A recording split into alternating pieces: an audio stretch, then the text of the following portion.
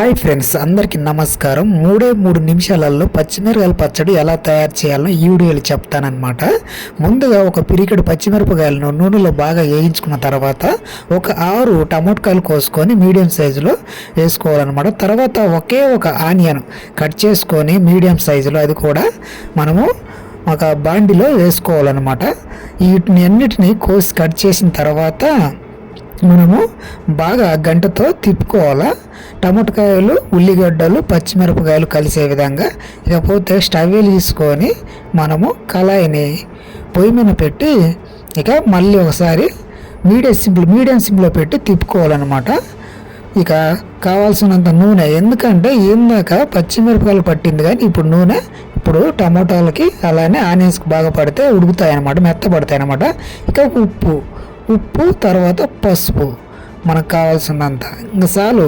వీటి వరకే అనమాట. 3 నిమిషాలలో తక్కువ ఐటమ్స్తో మంట లేకుండా టేస్టీగా రుచికరంగా అనమాట.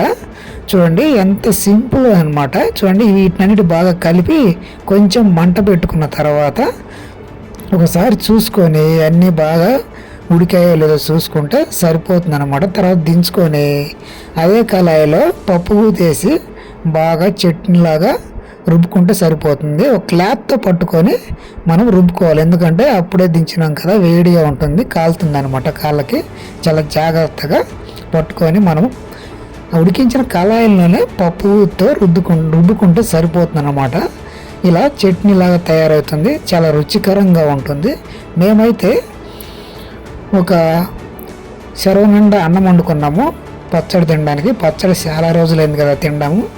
ఇక మనం ఈ మధ్య కూరగాయలు తింటున్నామని పచ్చడి చేసుకున్నాం అనమాట. మా పిల్లలు అయితే చాలా రుచికరంగా తిన్నారు, ఎందుకంటే నేను వీడియో తీసిన తర్వాత వాయిస్ ఓవర్ ఇస్తున్నాను. చాలా రుచిగా ఉంది.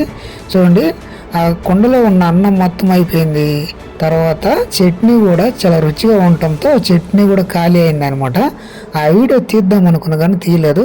నిజమండి, మా పిల్లలు చిన్న పిల్లలు చాలా రుచికరంగా తిన్నారు, ఎందుకంటే టమాటకాయలు వేసాము, నూనె వేసాము కాబట్టి, అలానే ఉప్పు కూడా వేసాము.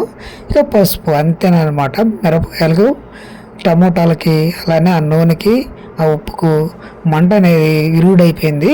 చాలా రుచికరంగా మా పిల్లలు అయితే ఎప్పుడు పప్పు తినేవాళ్ళు పచ్చడి ఈరోజు అయితే చాలా బాగా తింటున్నారనమాట. నాకే అంటున్నారు.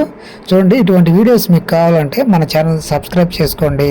ఇంకా మన ఛానల్ ఇక షేర్ చేయండి, లైక్ చేయండి. ఎవరైనా కొత్త వాళ్ళు చూస్తే మన ఛానల్ తప్పకుండా సబ్స్క్రైబ్ చేసుకోండి. మీరు మాకు సపోర్ట్ చేస్తే ఇలాంటి వీడియోస్ మరిన్ని మేము మా ఛానల్లో అప్లోడ్ చేస్తామన్నమాట. ఓకే, బాయ్ అండి.